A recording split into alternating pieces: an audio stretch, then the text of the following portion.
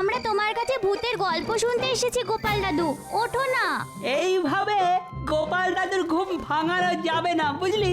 অন্য কোনো রাস্তা খুঁজে বার করতে হবে। ঠিক বলেছিস গুলটে, চল গোপাল দাদুকে ধরে বিছানা থেকে নামিয়ে দিই। পাগল নাকি? তারপর যখন গোপাল দাদুর নিচে আমরা চাপা পড়বো তখন কি হবে? ধুর, আমার ভালো লাগছে না। একটু পরেই বাড়ি ফিরে গিয়ে পড়তে বসতে হবে। দাদু যে কি করে না। ও দাদু, ওঠো না। বলি ভর সন্ধেবেলায় মোষের মতন নাক ডেকে কোন মানুষটা ঘুমোয় শুনি? ওই তো দিদা এসে গেছে। ও দিদা, এক বালতি জল এনে দেবো? দে তো, তাই দে। এই নাও। এ কি, গোপাল দাদু যে এখনো ঘুমোচ্ছে।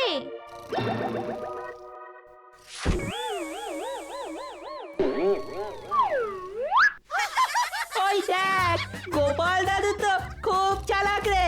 বর করছে চালাকি। বলি তুমি উঠবে? ওরে বাবা রে!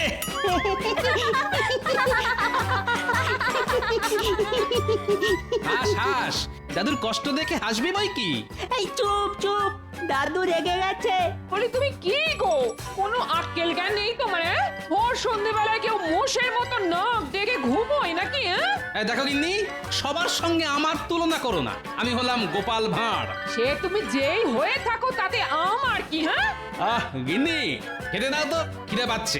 ধুর, আমার আর ভাল লাগে না। যতক্ষণ জেগে থাকবে ততক্ষণ খালি খাই খাই খাই খাই। আজ দেখো হাওয়া গিন্নি, গরম আছে, অনেক কথা চল শুনিয়েছো। আমরা আর পালাই। নয়, আমি চাইলেই কাজ করতে পারি, কিন্তু আমি করি না। ওরকম মনে হয়। তোমার দ্বারা কোনো কাজ হবে না। তুমি সুখী মানুষ। আর খাওয়ার ঘুম ছাড়া তুমি কোন কাজটা করতে পারো শুনি? তাই নাকি? বেশ, আমিও দেখিয়ে দেব আমি কি পারি আর কি পারি না। যত সব।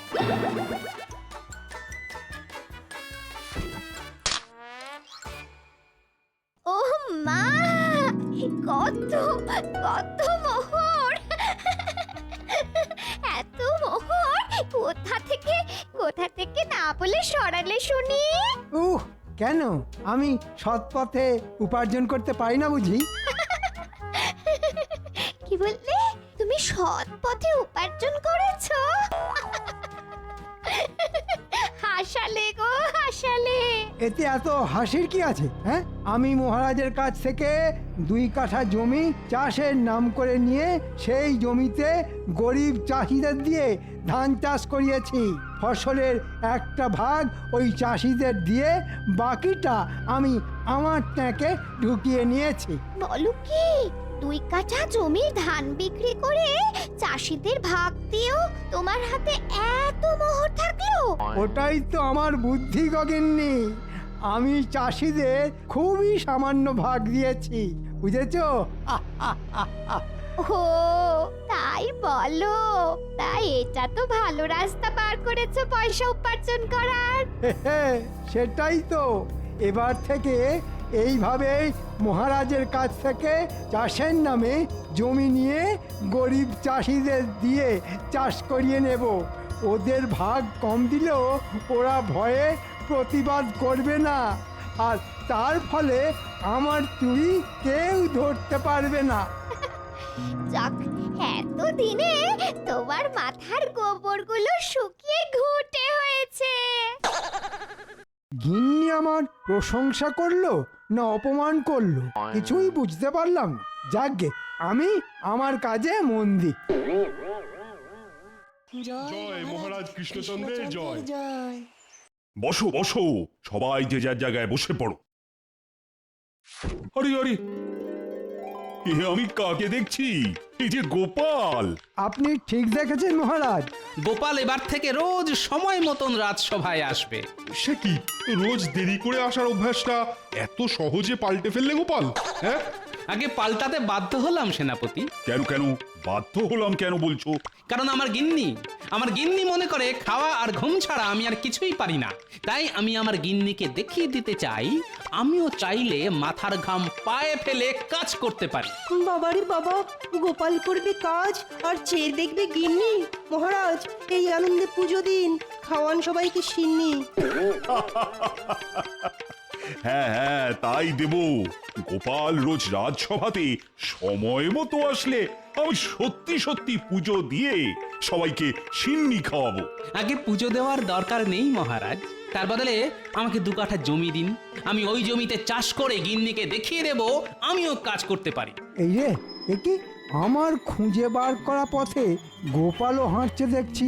গোপালও যদি আমার মতন মহারাজের কাছ থেকে জমি নিয়ে চাষ করে তাহলে মহারাজ আমার চুরি ধরে ফেলবে। না না, এ আমি কিছুতেই হতে দেব না।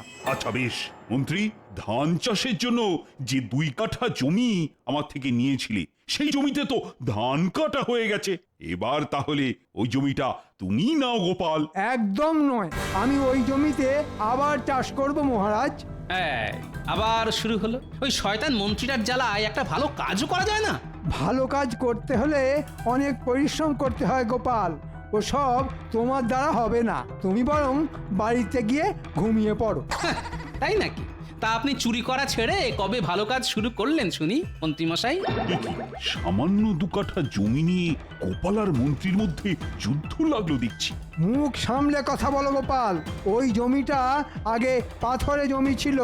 আমি নিজে ওই জমির পাথর সরিয়ে লাঙল দিয়ে জমিটা চাষের উপযুক্ত করেছি। তাই ওই জমিতে আমি ছাড়া কেউ চাষ করবে না। কিন্তু জমিটা তো মহারাজের। মহারাজ আমাকে অনুমতি দিয়েছেন ওই জমিতে চাষ করার। আপনি বারণ করার কে শুনি? দেখেছেন মহারাজ, দেখেছেন তো গোপাল কেমন মুখে মুখে তর্ক করছে। তোর বাবা, তুমিও কম যাও না মন্ত্রী। তোমরা দুজনেই সমান। তোমাদের এই সাপে নেউলে সম্পর্কটা না জীবনেও ঠিক হবে না। আমি তোমাকে দেখে নেব গোপাল। আগে আয়নার সামনে দাঁড়িয়ে নিজেকে দেখুন মন্ত্রীমশাই। আহ, চুপ, দুজনেই চুপ। আমি দুজনকেই ওই জমিতে চাষ করতে দেব। হ্যাঁ, দুজনকেই চাষ করতে দেবেন? সেটা কেমন করে? ওই 2 কাঠা জমির মধ্যে তুমি 1 কাঠা জমিতে চাষ করবে গোপাল, আর বাকি 1 কাঠায় করবে মন্ত্রী। তারপর ফসল উঠলে সেই ফসল আমার উপস্থিতিতেই তোমরা বিক্রি করবে। যে ফসল বিক্রি করে সবচেয়ে বেশি পয়সা উপার্জন করতে পারবে তাকেই আমি পরের বার থেকে ওই 2 কাঠা জমিতেই চাষ করতে দেব।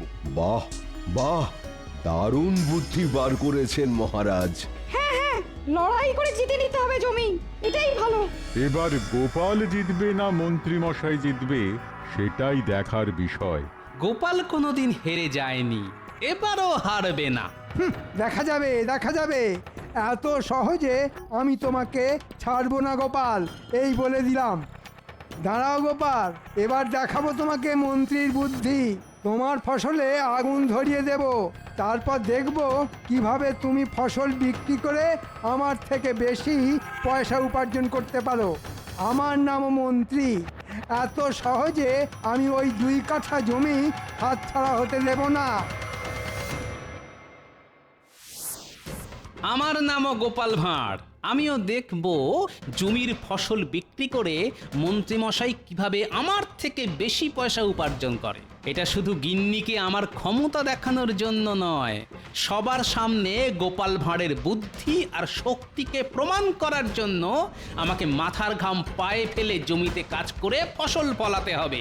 না হলে আমার মান সম্মান একেবারে ধুলোয় মিশে যাবে। আরে, ওটা আমাদের মন্ত্রীমশাই আর বটা ঘটানা। নিশ্চয়ই আমার বিরুদ্ধে নতুন কোনো চক্রান্ত করছে। না, আমাকে শুনতে হবে ওরা কি নিয়ে আলোচনা করছে।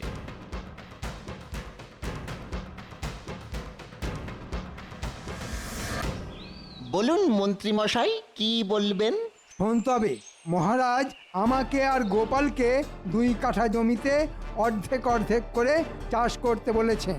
ফসল উঠলে যার ফসল বিক্রি করে সবচেয়ে বেশি পয়সা পাওয়া যাবে তাকেই মহারাজ ওই 2 কাঠা জমি চাষের জন্য দেবেন। ও, এই ব্যাপার। তা এতে আমরা কি করতে পারি বলুন? চুপ, আগে পুরোটা শোন। তোরা তো জানিস এবারে আমি ওই 2 কাঠা জমিতে ধান চাষ করে বেশ মোটা পয়সা উপার্জন করেছি। হ্যাঁ মন্ত্রী মশাই, আমরা সব জানি। আপনি গরিব চাষিদের সামান্য পয়সা দিয়ে বাকি সবটাই নিজের ঘরে তুলেছেন। ঠিক বলেছিস, ওই 2 কাঠা জমি আমার হাতছাড়া হয়ে গেলে এই উপার্জনটাও তো আমার বন্ধ হয়ে যাবে। এইবার বুঝেছি মন্ত্রী মশাই কেন ওই 2 কাঠা জমি কিছুতেই ছাড়তে চাইছেন না। শোন, গোপাল যেমন চাষ করছে করুক, ফসল উঠলে বিক্রি করার আগের দিন রাতে তোরা চুপি চুপি গিয়ে গোপালের কেটে রাখা ফসলে আগুন ধরিয়ে দিয়ে আসবি। বাহ, দারুণ বুদ্ধি। গোপালের ফসল পুড়ে গেলে গোপাল আর ফসল বিক্রি করতে পারবে না, আর আপনি জিতে যাবেন। ঠিক বলেছিস। আর আমার হাত থেকে ওই 2 কাঠা জমিও হাত ছাড়া হবে না, কি বুঝলি? সব বুঝেছি মন্ত্রী মশাই, আপনি নিশ্চিন্তে থাকুন। আমরা ঠিক সময় গিয়ে গোপালের কেটে রাখা ফসলে আগুন ধরিয়ে দিয়ে আসবো। হ্যাঁ, বাহ বাহ, বেশ, এবার আমি চিন্তামুক্ত হলাম। কিন্তু আমার চিন্তা বেড়ে গেল। আমার ফসলে আগুন ওরা লাগাবেই, এ আমি কিছুতেই আটকাতে পারবো না। কিন্তু যেটা আমি পারবো সেটা হলো ওদের করা ক্ষতিকে বুদ্ধির সাহায্যে লাভের গুড় খাওয়ানো। ভাবো গোপাল, ভাবো কিভাবে ওদের করা ক্ষতি থেকে আরো আরো বেশি করে পয়সা উপার্জন করা যায়। পেয়েছি, একটা মোক্ষম উপায় খুঁজে পেয়েছি। সত্যি আমার কত বুদ্ধি! হ্যাঁ, আমি মরে যাওয়ার পরও আমায় লোকে ভুলবে না, সবার মুখে মুখে ঘুরবে আমার বুদ্ধির গল্প। এ আমি খুব ভালো করে জানি।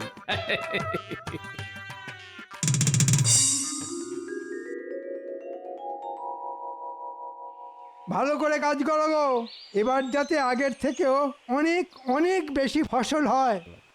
আচ্ছা মন্ত্রী মশাই। ওই তো গোপালও এসে গেছে দেখছি। এই যে গোপাল। আগে বলুন মন্ত্রী মশাই। তোমার লোক কই? এই তো আমার নাতি নাতনিরা, ওরাই আমার সঙ্গে চাষের কাজে হাত লাগাবে। হ্যাঁ, তাই নাকি? তা তুমি তোমার ভাগের জমিতে কি চাষ করবে শুনি? কই তোমাদের সঙ্গে কোনো চারা গাছ দেখতে পাচ্ছি না। আগে আমি ঘাস চাষ করব মন্ত্রী মশাই। ঘাস চাষ? জমিতে ঘাস চাষ করে করবে কি শুনি? কেন, বাজারে বিক্রি করব। লোকে গোপালের জমির ঘাস কিনে নিয়ে গিয়ে নিজেদের পোষা গরু ছাগলকে খাওয়াবে। চাইলে আপনিও আমার জমির ঘাস কিনে নিয়ে যেতে পারেন।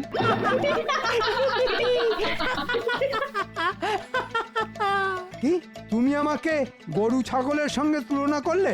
তোমার এত বড় সাহস? দাঁড়াও না গোপাল, সে তুমি ঘাসই চাষ করো আর ধান। আমি তোমার ফসলে যখন আগুন লাগাবো বলেছি তখন লাগাবই। হ্যাঁ, নে নে নে, আর দাঁড়িয়ে থাকিস না, তাড়াতাড়ি মাঠে খুঁড়ে জল ঢেলে দে, তারপর আপনা আপনি ঘাস গজিয়ে যাবে। আমাদের আর বিশেষ কিছু করতে হবে না রে।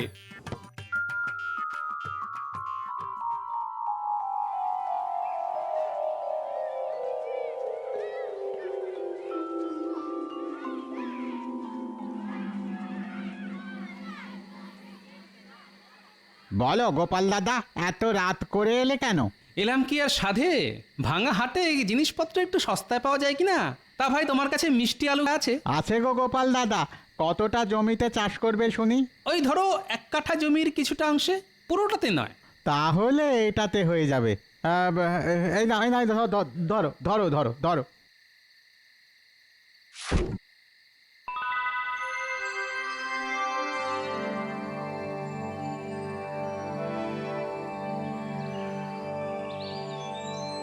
দেখ দেখ, আমার জমিতে ঘাসগুলো কেমন বড় হয়ে গেছে। হ্যাঁ গো গোপাল দাদু। আমি তো, আমরা রোজ এসে ঘাসে জল দিয়ে গেছি। এই যে গোপাল, আমি আগামীকালই আমার জমির ধান কাটবো। তুমি কবে ফসল তুলবে শুনি? আমার জমির ঘাসও বড় হয়ে গেছে, আমিও তাহলে আপনার সঙ্গে কালই ফসল কেটে ফেলবো। বেশ, তাহলে আমি মহারাজকে গিয়ে বলে আসছি আগামী পরশুদিন ওনার উপস্থিতিতে আমরা দুজন নিজেদের জমির ফসল বিক্রি করব। হ্যাঁ হ্যাঁ, তাই বলুন। হ্যাঁ, তারপর দেখব গোপাল এই 2 কাঠা জমি তুমি কি করে পাও। সে তো সময়ই বলবে মন্ত্রী মশাই।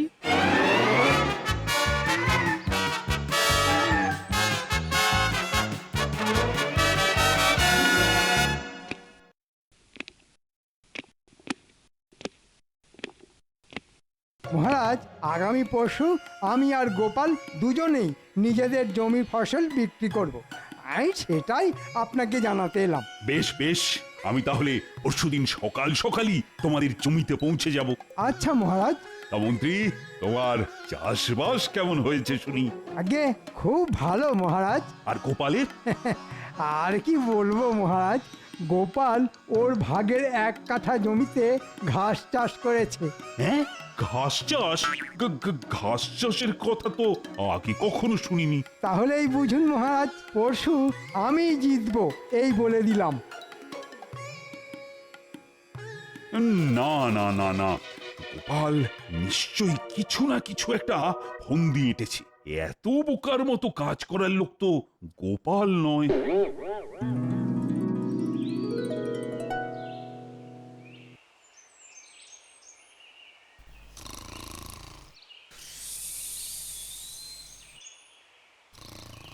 কি গো, বলি আজ তো ফসল কাটার দিন, জমিতে যাবে না? যাব, তবে বিকেলে। সে কি, বিকেল বেলায় কেউ ফসল কাটে নাকি? হ্যাঁ, গোপাল কাটে। মন্ত্রী মশাইয়ের ফসল কাটা হয়ে গেলে তারপর আমি ফসল কাটবো।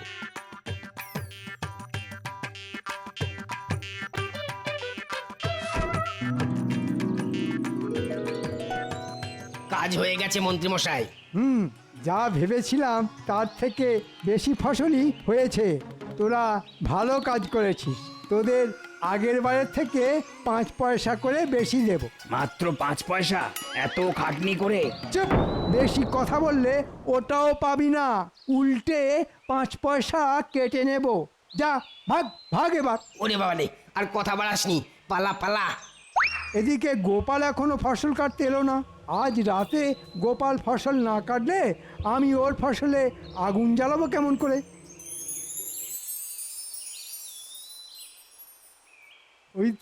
ওই তো গোপাল এসেছে। বাহ, বিকেলের মধ্যেই কাজ শেষ করে ফেলেছেন দেখছি মন্ত্রী মশাই। হ্যাঁ গোপাল, এবার তুমিও তোমার জমির ফসল তুলে ফেলো। আমি চলি, কাল সকালে দেখা হবে। হ্যাঁ,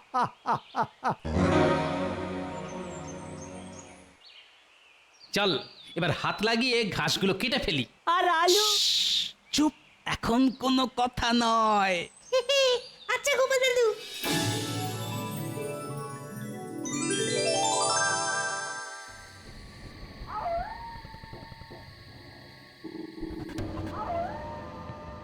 চল ঘটা, এবার গোপালের কেটে রাখা ফসলে টুকুস করে আগুন ধরিয়ে দিই। হ্যাঁ হ্যাঁ হ্যাঁ, চল চল।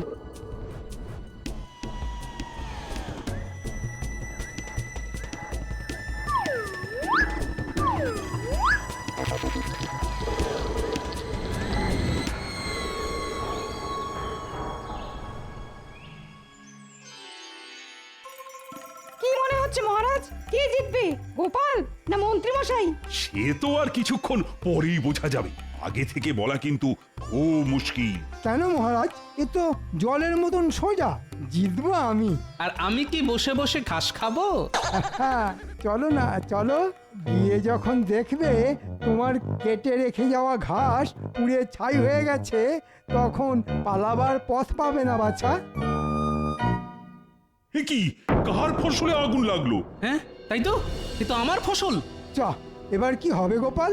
তুমি এবার ছাই বিক্রি করবে নাকি? না না না, এ মোটেই ভালো হলো না গোপাল। শুধু ফসল কেটে রেখে চলে গেলেই তো হবে না, ফসল পাহারা দেওয়া তোমার কাজ। এবার তাহলে মন্ত্রী তো জিতে গেল। আগে দাঁড়ান মহারাজ, গোপাল এত সহজে হেরে যাবে না মহারাজ। সে কি, তোমার ফসল তো পুড়ে গেছে গোপাল। জানি তো, গোপালের শুধু ফসলই পুড়েছে, কিন্তু আমাদের মন্ত্রী মশাইয়ের পুড়েছে কপাল। হ্যাঁ, কি আবল তাবল বকছো গোপাল? ন্যাপলা, গুলটে, পুটি, টাপা, পুচকে, এবার ছাই ঘেটে লাভের গুড়টা বার করে আন।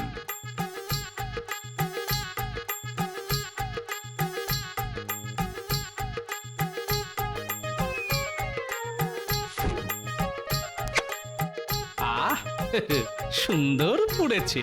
হ্যাঁ, এসব কি গোপাল? আগে আপনি আমার ফসলে আগুন লাগিয়েছেন, আর আমি সেই আগুনে আমার জমিতে চাষ করা মিষ্টি আলু পুড়িয়ে নিয়েছি।